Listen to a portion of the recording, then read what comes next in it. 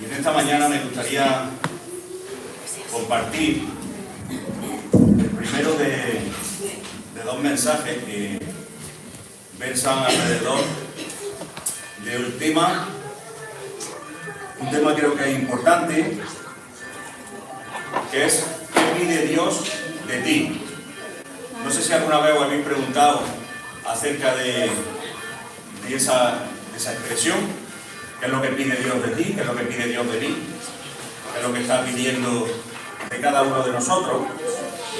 Y en esta primera ocasión vamos a hablar acerca de una vida consecuente. Y iremos saltando desde un pasaje de Hebreos, capítulo 11, del Nuevo Testamento. Iremos pasando también a la historia que figura ahí de Abraham, en Génesis, capítulo 13. Una pregunta que se valora hoy día en nuestra sociedad es ¿qué necesita de mí? Sabéis que el ministerio en el que yo estoy colaborando, un ministerio evangelístico motociclista, el CMA, tiene un lema a nivel internacional, lógicamente en inglés, nosotros tenemos la traducción en castellano, que significa aquí estamos para ayudarte. Y ese es un lema que mueve el ministerio, que hace ya casi 50 años empezó en Estados Unidos, para llevar el evangelio a aquellas personas que se mueven dentro del mundo motero. Aquí estamos para ayudarte. Y se valora mucho a aquellos hermanos que ayudan a otros, porque han sido capaces de dar ese paso. Y damos gracias cuando otros hacen ese trabajo por nosotros. Pero sí es cierto que hay una insensibilidad en la sociedad con respecto a nuestra responsabilidad. Y esa insensibilidad que tenemos en la sociedad llega a afectar a nuestra vida espiritual. Y por lo tanto nos cuesta hacernos esta pregunta. ¿Qué pide Dios de mí? ¿Qué pide Dios de ti? Como creyentes pasamos la vida de domingo en domingo e incluso podemos participar en muchas actividades que tiene la iglesia o muchas actividades extra o paraeclesiales, las que están fuera de la iglesia, ministerio evangelístico, retiros, campamentos.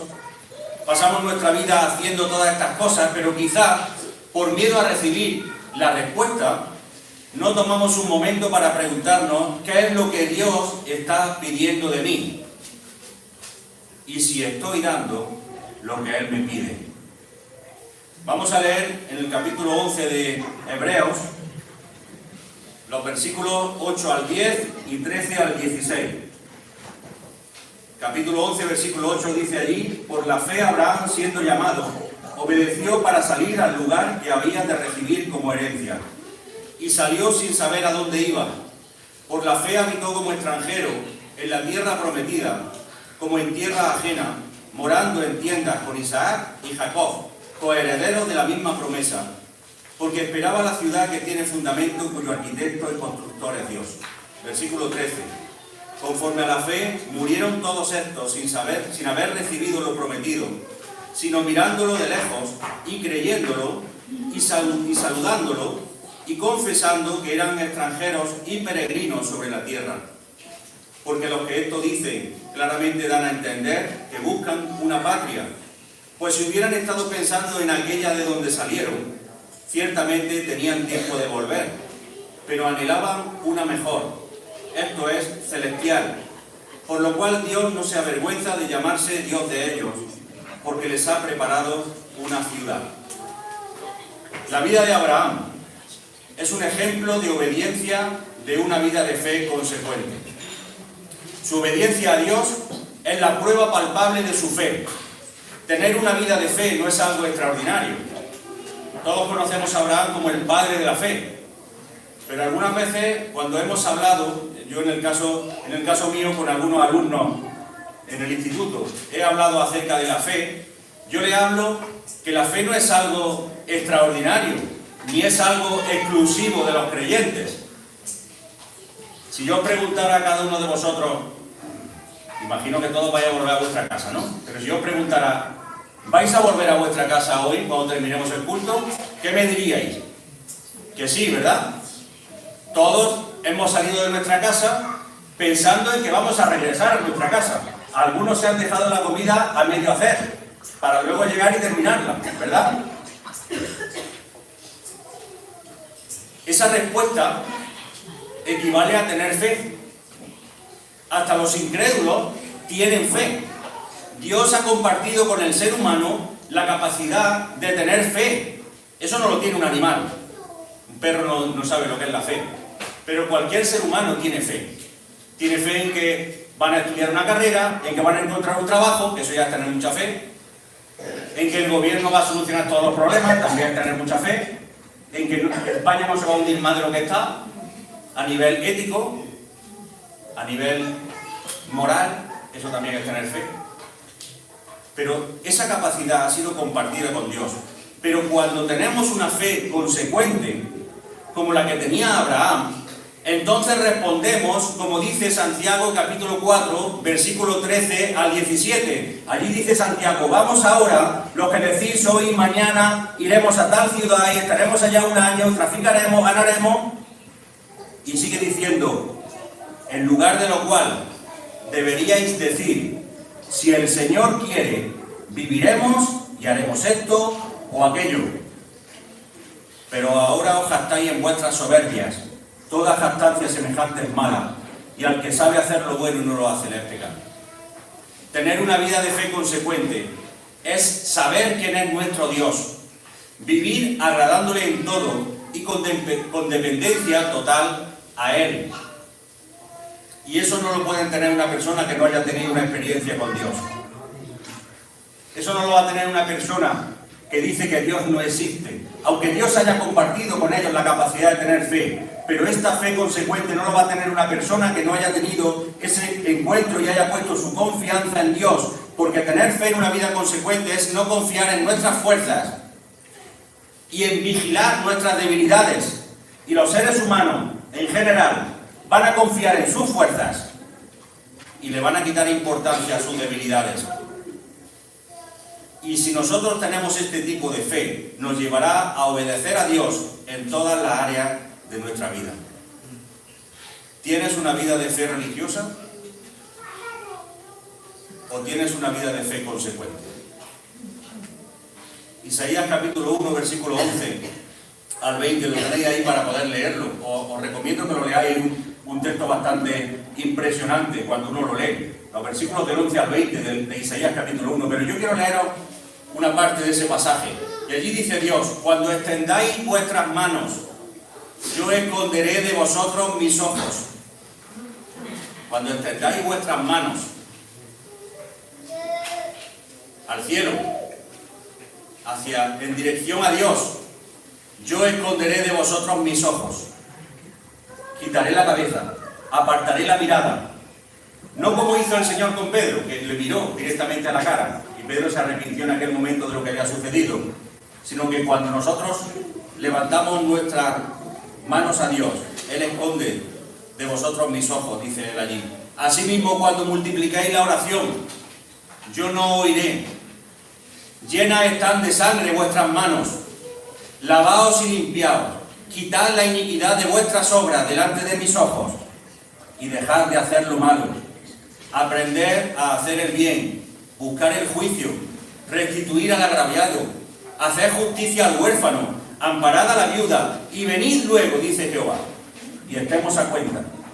Si vuestros pecados fueren como la grana, como la nieve serán emblanquecidos. Si fueren rojos como el carmesí, vendrán a ser como blanca lana.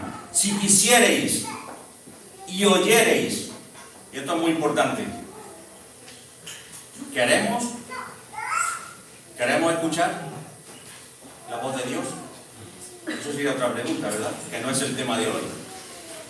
Pero Dios dice: si quisiereis y oyereis, ¿sabéis lo que va a suceder? Comeréis el bien de la tierra. Si no quisiereis y fuereis rebeldes, seréis consumidos a espada, porque la boca del Señor lo ha dicho. Dios no quiere tu fe religiosa. Dios quiere demandar de ti una vida de fe consecuente. Consecuente con quien Él es y con lo que Él ha compartido contigo.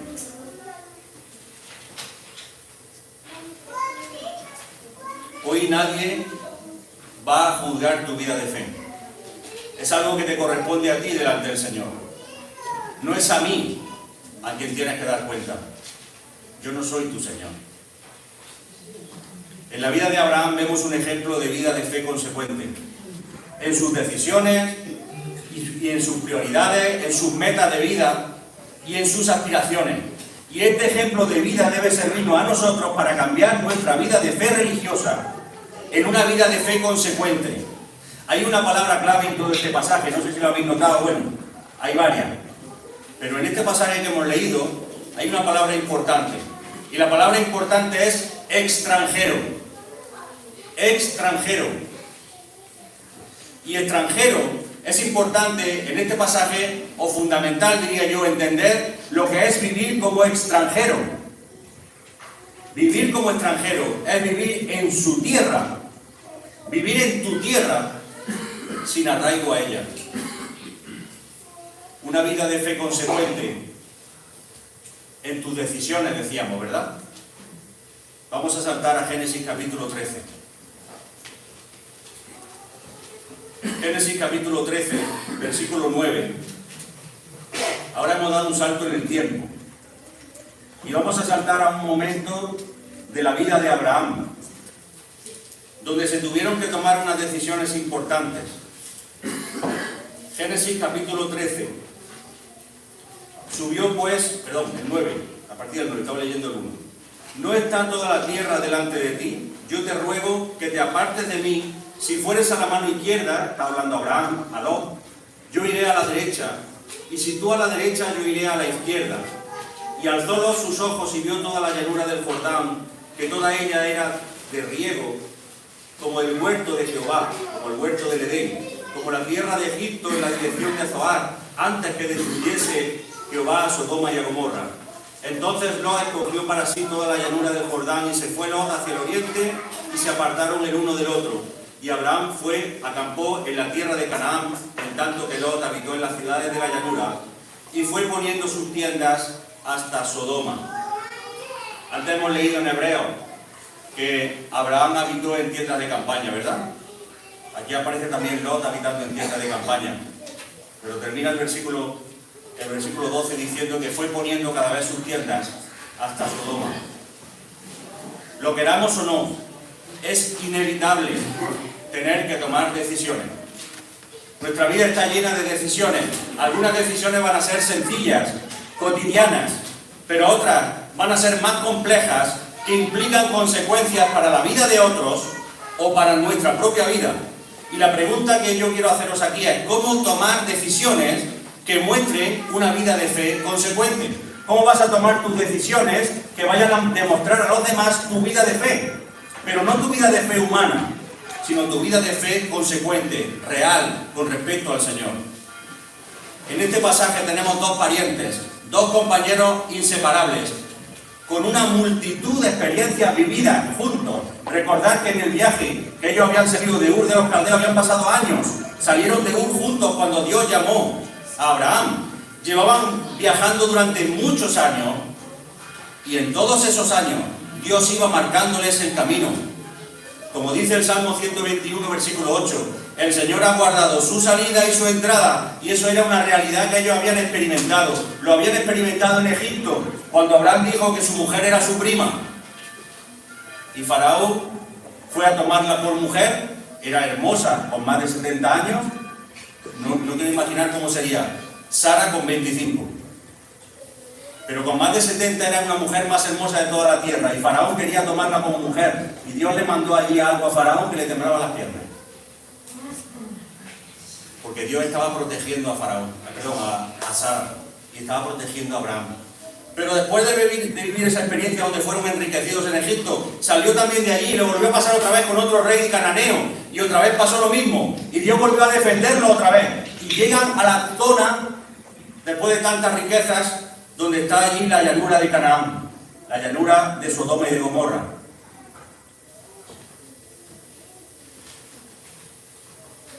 Durante todo su camino, durante todo su camino, ellos aumentaron sus riquezas mucho. Y es triste ver que por esas riquezas es por lo que surge el conflicto. Cuando estaban frente a la llanura de Canaán. Sabemos por el pasaje que los pastores de Abraham y los de Lot se pelearon por conseguir los mejores pastos para su ganado. Pero lo grave del asunto es que el cananeo y el fereceo eran testigos de aquella contienda, por lo que era apremiante solucionarla. Estaban dando ocasión a los enemigos de Dios para blasfemar contra Él. Si leemos el pasaje, vemos aquí el versículo 7. Hubo contienda entre los pastores del ganado de Abraham y los pastores del ganado de Lot, y el cananeo y el fereceo habitaban entonces en la tierra.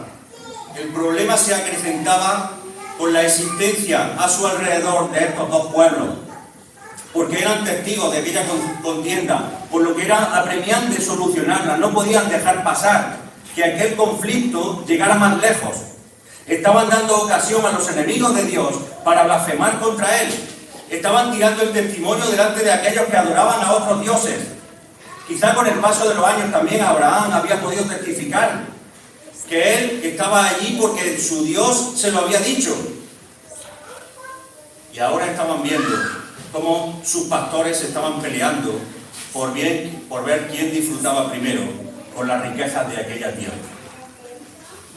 Las dificultades de aquel viaje de varios años no habían podido separar nunca a Abraham y a Lot, pero sí lo van a separar las riquezas.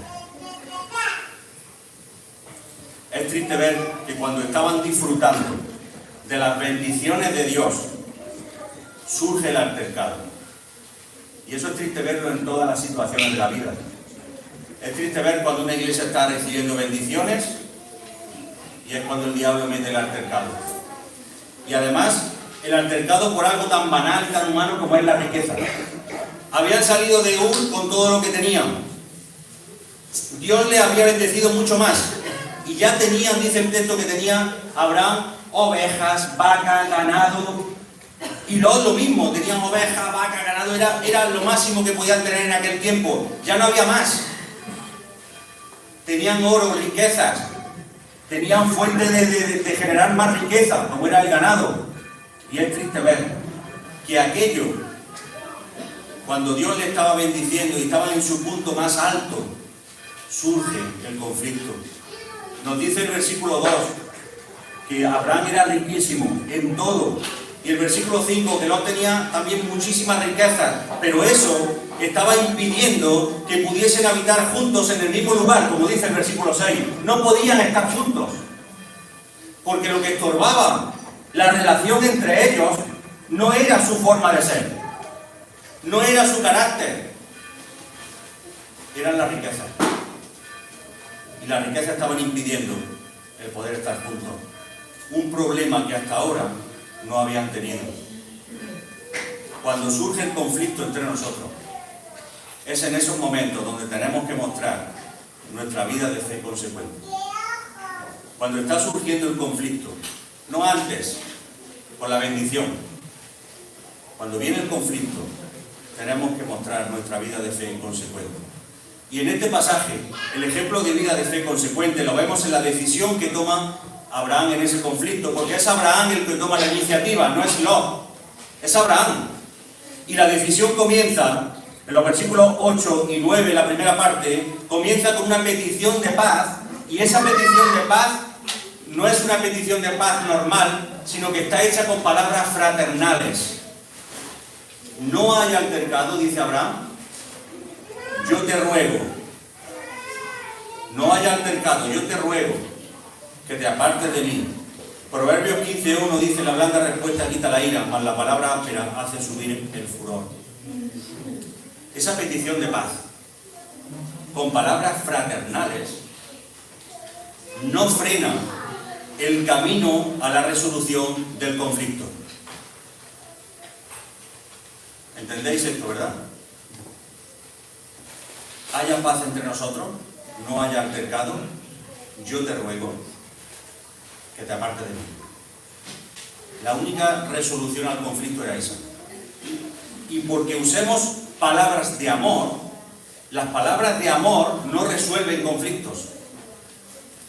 Yo puedo utilizar muchas palabras de amor en un altercado, pero el altercado hay que solucionarlo, porque las palabras de amor no resuelven conflictos.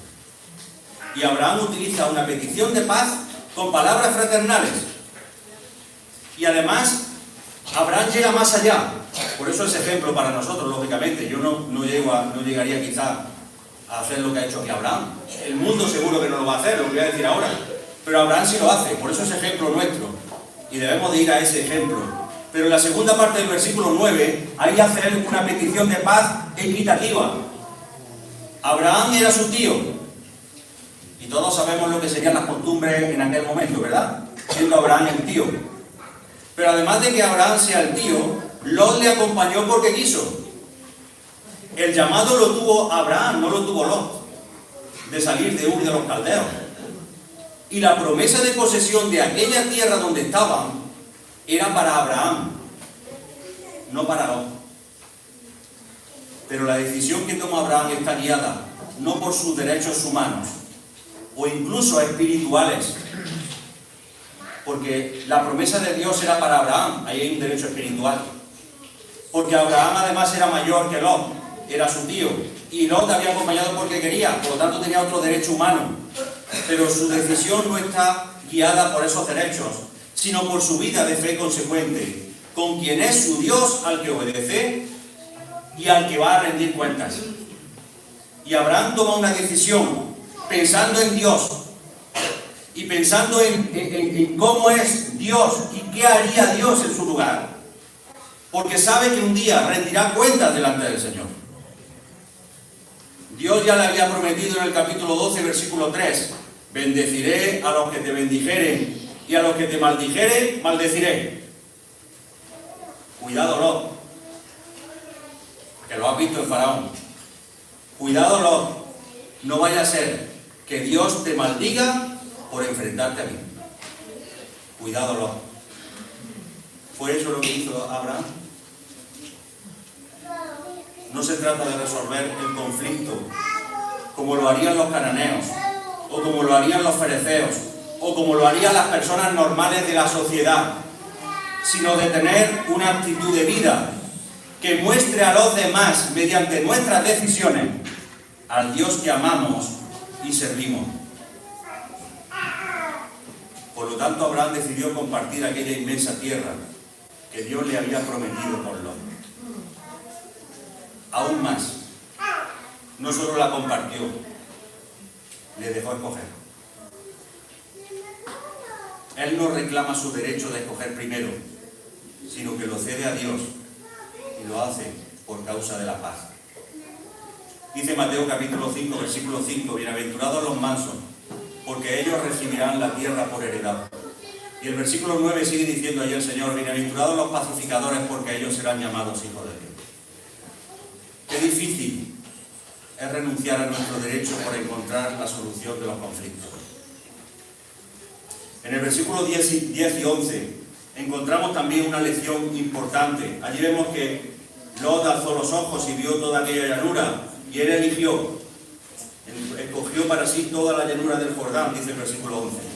Encontramos esa lección, quizá una lección muy importante en este pasaje con respecto a nuestras decisiones, porque las decisiones de ambos van a mostrar su vida de fe. La decisión de Lot se basó ¿en qué? En ver la llanura y ver las riquezas. Era una decisión totalmente humana. Y ya conocemos las consecuencias. Ya conocemos el final de Lot. Antes lo comentaba Andrés como un ejemplo, ¿no?, de incesto en el estudio. Él acabó solo, salvado de Sodoma, ¿sí? Salvado de Sodoma y de Gomorra, no acabó destruido, pero acabó solo en una cueva, borracho, porque lo emborracharon sus hijas, abusado por sus hijas, para tener un hijo de él. Lot no cometió incesto voluntariamente, sus hijas lo emborracharon. Lo emborracharon además 2 veces, una noche una y a la noche siguiente la segunda. Él no lo hizo voluntariamente, pero sus hijas estaban acostumbradas a vivir en Sodoma. Y en Sodoma eso no era problema. Sus hijas no tenían ningún problema en hacer eso. para poder tener descendencia, porque en Sodoma era normal. De hecho, hasta en Sodoma era normal ofrecer a sus hijas, como lo hizo Lot, para que no violaran a los dos ángeles que venían a destruir la ciudad. Y él le sacó a sus hijas y ellos dijeron, no, no queremos a tu hija. Aquí la tenéis. Tenían novio, la hija. Tenían novio. Porque fueron a llamar a los novios no quisieron salir de la ciudad. Pero tenían novio las hijas. Y a pesar de tener novio y todas las hijas, Lot, en base a lo que él había absorbido de aquellas ciudades, le saca a las hijas, toma, aquí tenéis mi hija para que hagáis con ella lo que queráis. No, queremos a los dos nuevos. Estrenarlos. Que sepan. Le vamos a dar la bienvenida sodomita. Y allí tuvieron que salir los ángeles, porque el que cogieron fue a Lot, lo violaron, y salieron los dos ángeles y dejaron ciegos a toda aquella gente.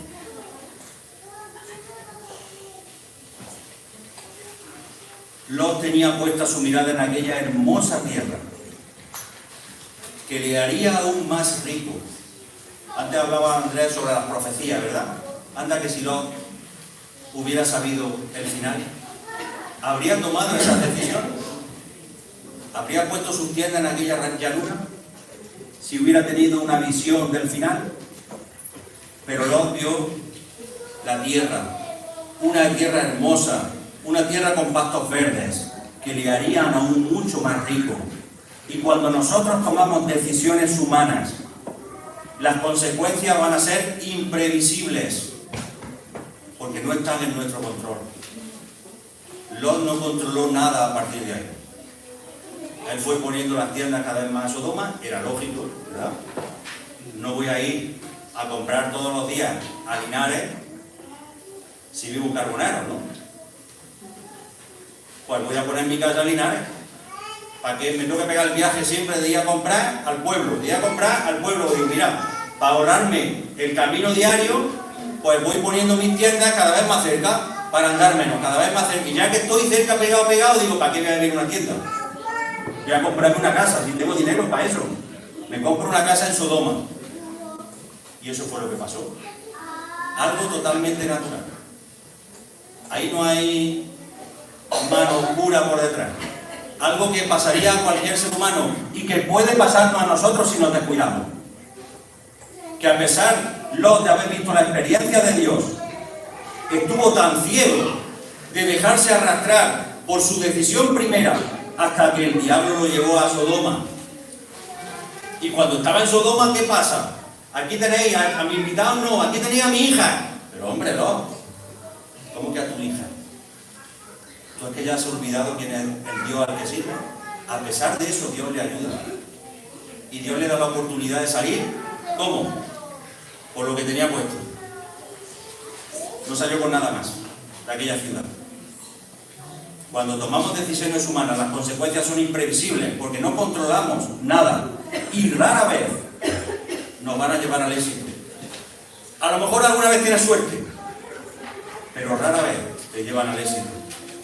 Y el contraste lo tenemos en el versículo 12, con el uso de esos dos verbos.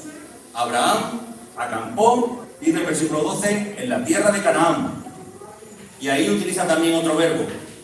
Frente a Lot, habitó. Abraham acampó y Lot habitó.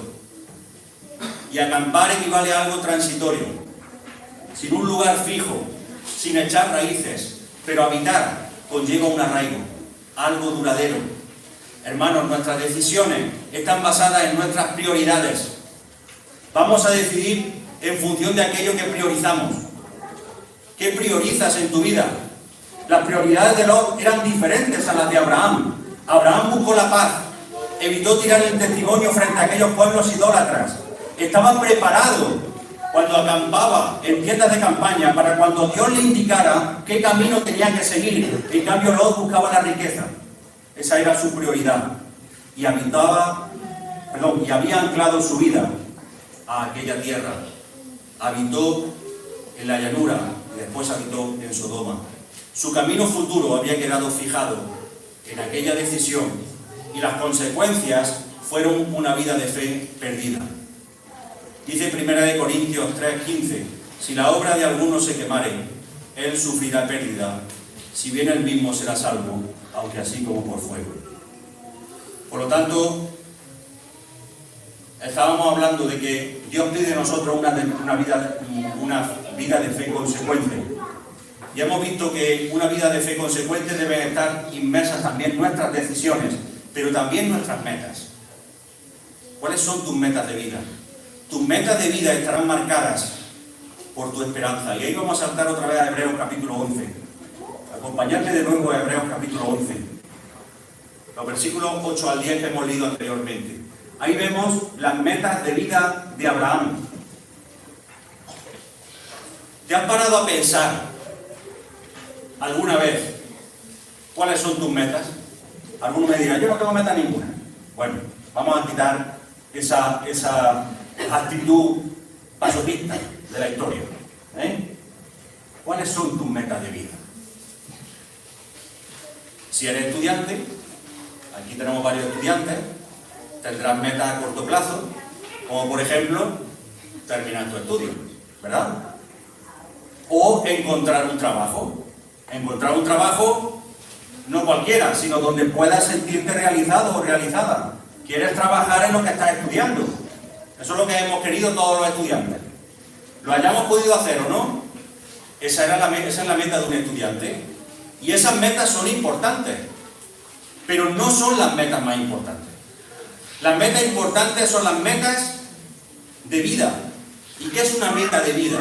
Me podría decir, Mael, ¿qué es una meta de vida? Porque yo querer terminar mi carrera puede ser mi meta de vida. No es una meta de vida, es una meta importante, pero no es una meta de vida. Porque las metas de vida son aquellas que trascienden más allá de tu misma vida terrenal. Hay personas que plantean dejar un legado. Yo le voy a dejar un legado a mis hijos. Esa es su meta de vida. Y quiere dejar algo que trascienda. Una vez que yo no esté, que puedan ellos tener. Algunos se equivocan en esos legados. También hay que decirlo, ¿eh? Algunos lían unos follones por los legados que dejan, que no veas tú. Pero esa es su meta de vida. Algunos dicen que tener un hijo, plantar un árbol y escribir un libro son las metas de vida que cualquier ser humano debe tener. Si has hecho esas tres cosas, ya has cumplido tu meta de vida como ser humano. Tener un hijo, ya deja un legado de tu estirpe. Plantar un árbol, que ahí estará. Y escribir un libro, que lo pueden leer otras personas. Esas son las metas de vida importantes también. Pero en los versículos 8 al 10 de Hebreos 11, vemos la meta de vida de Abraham. Y la meta de vida de Abraham es la siguiente: morar unos años en tiendas de campaña para habitar toda una eternidad en una ciudad sólida, inalterable y eterna. He hecho un resumen de los versículos 8 al 10. Morar en tiendas de campaña como extranjero en el lugar donde estaba, para habitar toda una eternidad en una ciudad sólida, inalterable, en una ciudad eterna. Si nosotros comparamos con su compañero de viaje, con Lot, vemos dónde estaba la meta de vida de Lot con respecto a la meta de vida de Abraham, ¿verdad? Antes hemos visto la historia. Lot buscó la comodidad del momento sin pensar en las dificultades futuras. Solucionó aquella situación con su sabiduría humana. Solucionó aquel conflicto de la mejor manera que él consideró que debía de solucionarlo desde su perspectiva humana. Y esa sabiduría humana no le hizo ver el peligro al que se expondría.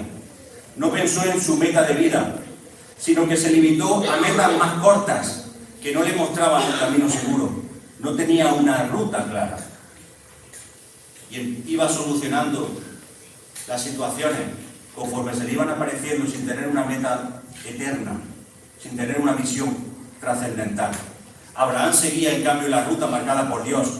A él ya no le importaba tanto hacia dónde tenía que ir, sino hacia dónde le dirigía Dios. A Abraham no le importaba tanto cuál era la ruta a seguir, sino qué es lo que Dios me está mandando.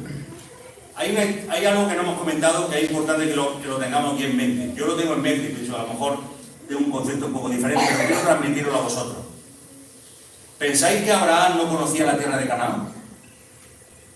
¿Vosotros conocéis Francia? ¿Sabéis dónde está Francia? Sí, ¿verdad? 1000 kilómetros había más o menos desde Ur de los Caldeos hasta Canaán. 1000 kilómetros hay aproximadamente de Andalucía a Francia. ¿Sabéis dónde está Francia, verdad? Abraham sabía dónde estaba Canaán. Y Dios le dijo, sal de Ur de los Caldeos y te vas a Canaán. ¿Le dijo eso a Dios? No. Sal a una tierra que yo te mostraré.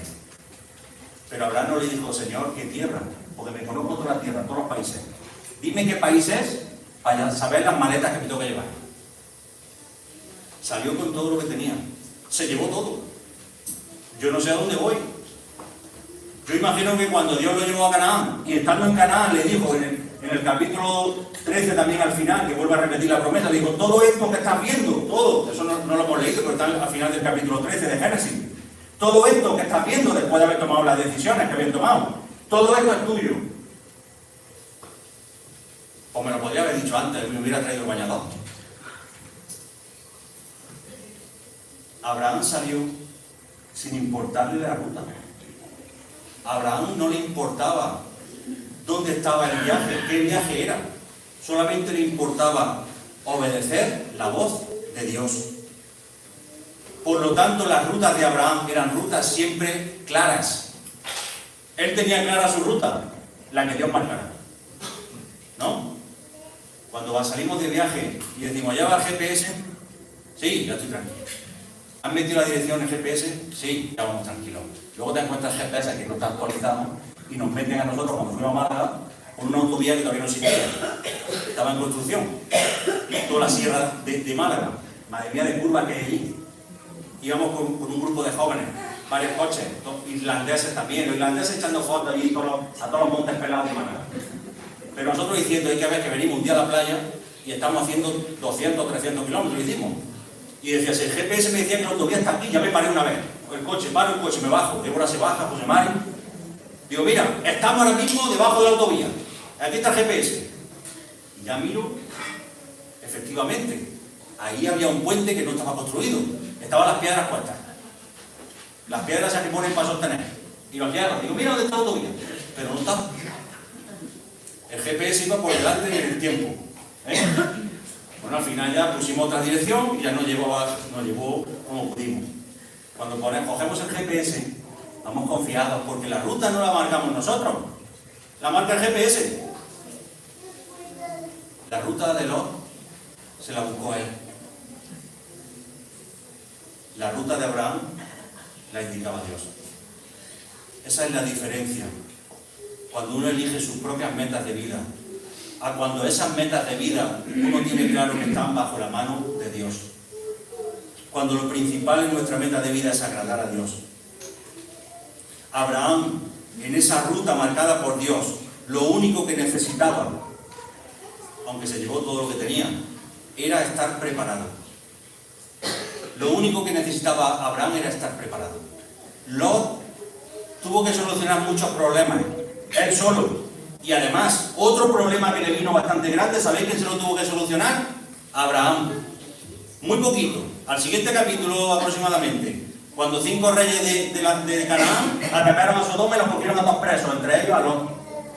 Y Abraham tuvo que ir a rescatar a su sobrino. Abraham solo necesitaba estar preparado para el llamado de Dios en cualquier momento.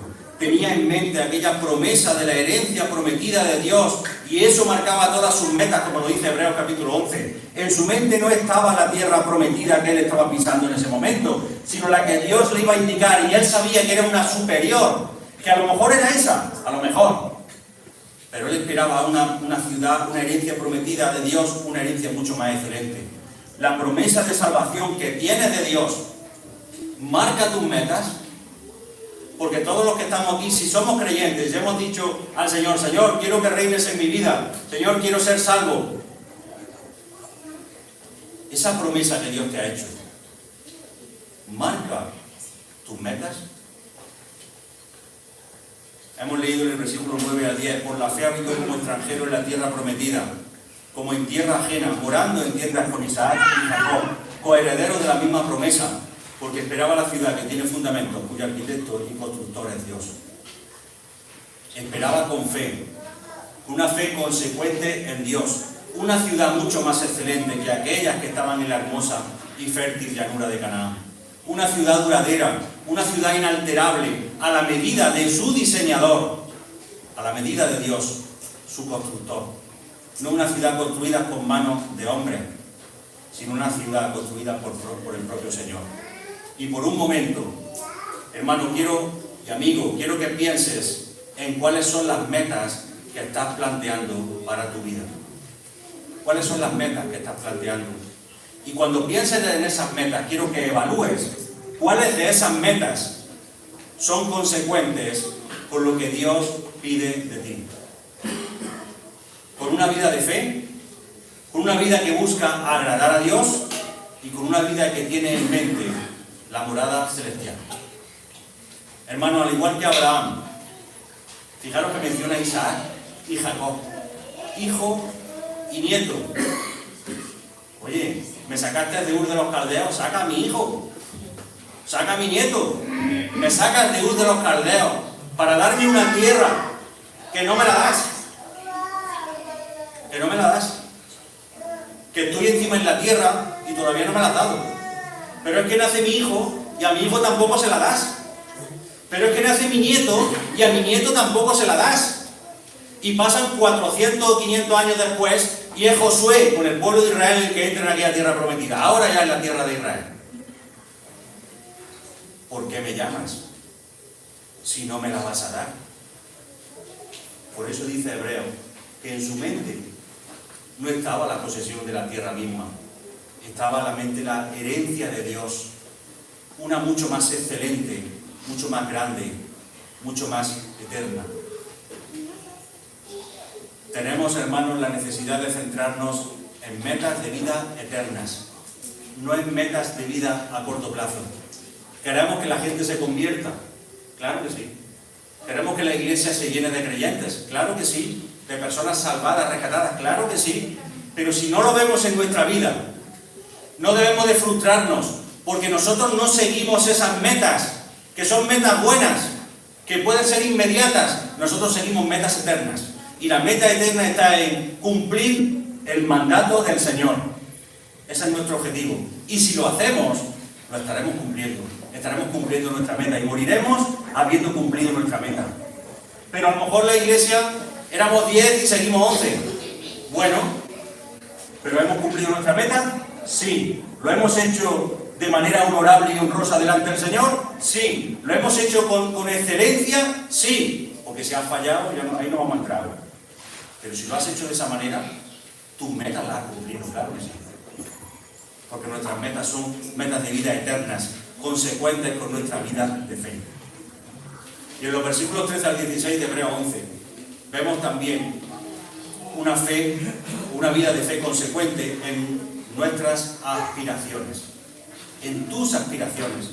Ya hemos leído antes los versículos 13 al 16, donde allí el autor de Hebreos, conforme a la fe murieron todos estos sin haber recibido la promesa. ¿Y qué? Tus aspiraciones van a estar marcadas por tu arraigo. Y esta frase es muy importante. Lo que tú aspires y lo que aspiras como joven en esta sociedad donde estamos va a estar impulsado por tu arraigo a esta sociedad. Abraham, siendo rico, ¿cuántas casas se podía haber comprado cita? Yo que sé, el montón, ¿no? Hombre, era riquísimo. Si hubiéramos, el Génesis 13 lo dice, era muy rico, muy rico. ¿Cuántas casas en Sodoma se hubiera podido comprar? Y si no, Sodoma, otra ciudad que sea un poquito menos, muchas. Pero siendo rico, vivió toda su vida en tiendas de campaña. Y nos dice estos versículos por qué. Vivió todo esto sin haber recibido lo prometido, sino mirándolo de lejos, creyéndolo, saludándolo y confesando que eran extranjeros y peregrinos sobre la tierra. Porque dice aquí el autor de Hebreos, los que dicen esto dan a entender que buscan una patria superior. Porque ellos tuvieron tiempo de volver a su tierra, a Ur de los Caldeos. Tuvieron tiempo, fueron muchos años, podía haber vuelto, pero no lo hizo. Habitó toda su vida en una tienda de campaña. Murió sin tener posesión de aquella tierra, y como hemos leído aquí, contemplándola como una promesa, mirando las riquezas, qué tierra más rica me ha dado el Señor. Pero yo estoy aquí viviendo en tierra de campaña. No es mía todavía. Ya me la dará el Señor. Pero mira qué tierra más rica me está dando el Señor. Pero no es tuya todavía, Abraham. Hay gente allí viviendo. Sí, pero me la ha dado el Señor. Mira qué tierra más rica. Observando a los moradores idólatras. Está llena de personas que no siguen a Dios. Esperando que un día toda aquella tierra sea una tierra donde se adore a Dios. Pero hasta entonces, aquella tierra no era su hogar.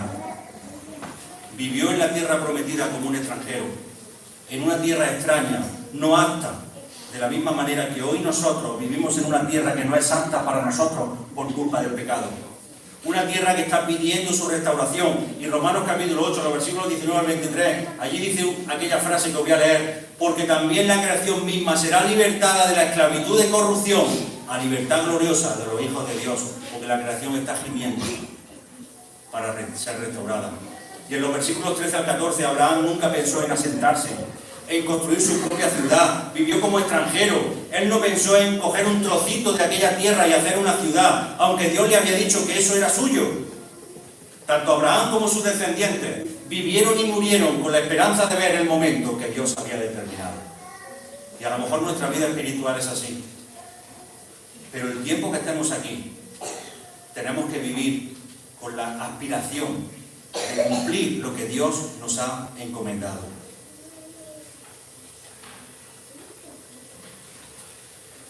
Dios compartió con el ser humano la esperanza y la fe. Pero como hemos visto antes, la fe humana difiere mucho de la fe en Dios. De la misma manera, la esperanza humana tiene un alcance limitado. Si le preguntáis a cualquier persona, oye, ¿qué es lo que esperas tú? Hombre, yo espero un día ser rico. O yo espero un día que tenga muchos hijos. 5 hijos quiero tener. O yo espero un día pues tener mi propia casa. Quiero un día, espero casarme, espero formar una familia. Todas esas esperanzas que también tienen un tiempo limitado.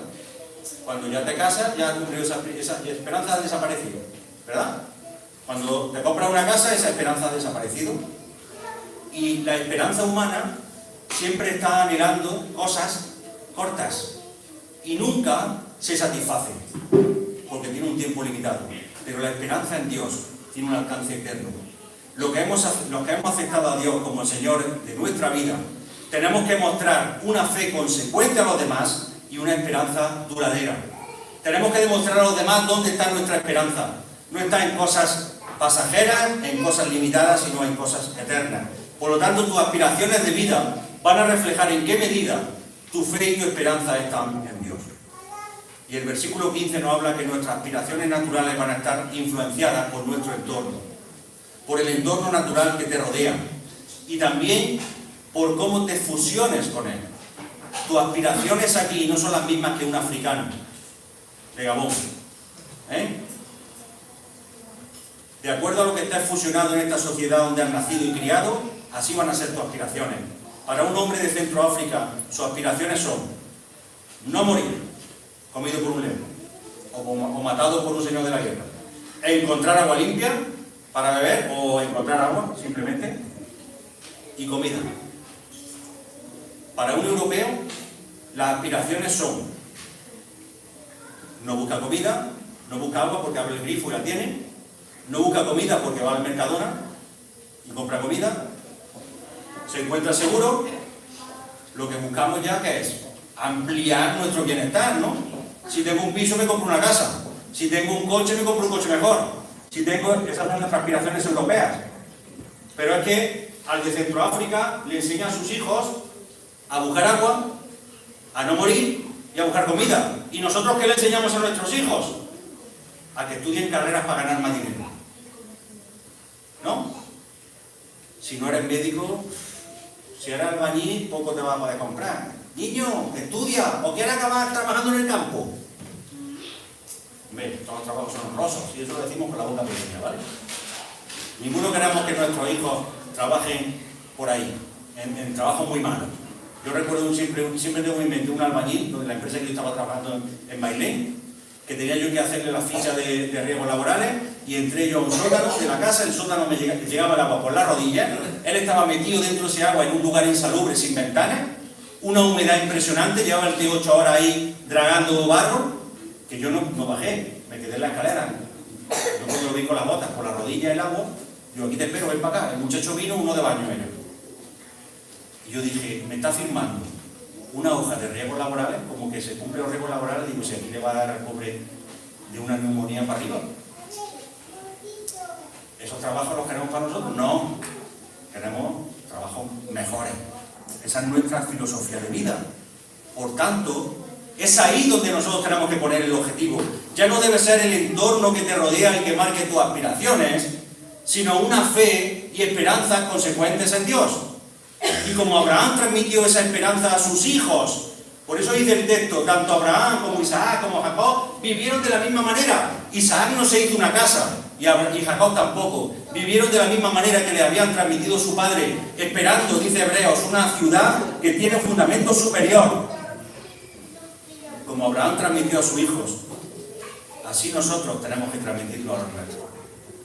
¿Cuáles son tus aspiraciones como creyente? Transmítelas a tus hijos. El versículo 16 con el versículo 16 nos podemos hacer una pregunta. ¿Qué has aprendido de Dios? ¿Qué estás transmitiendo a tus hijos? ¿Qué estás mostrando a tus vecinos?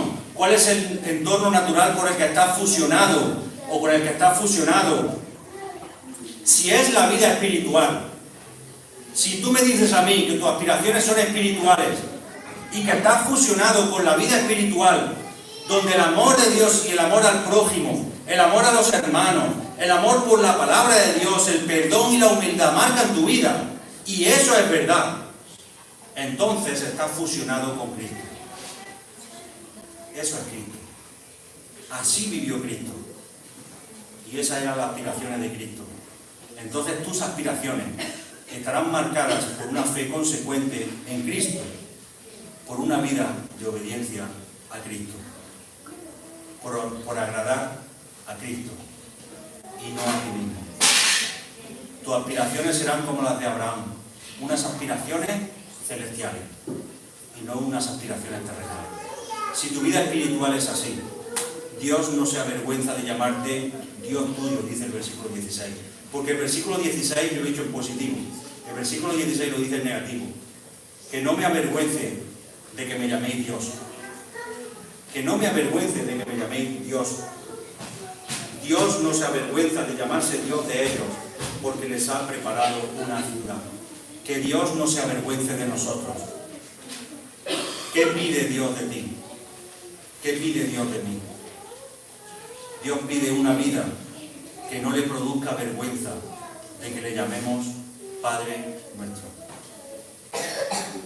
Tu disposición natural, y ya con esto quiero terminar, no es una disposición a una vida de fe. Tu naturaleza no es así. Tu naturaleza humana no es así.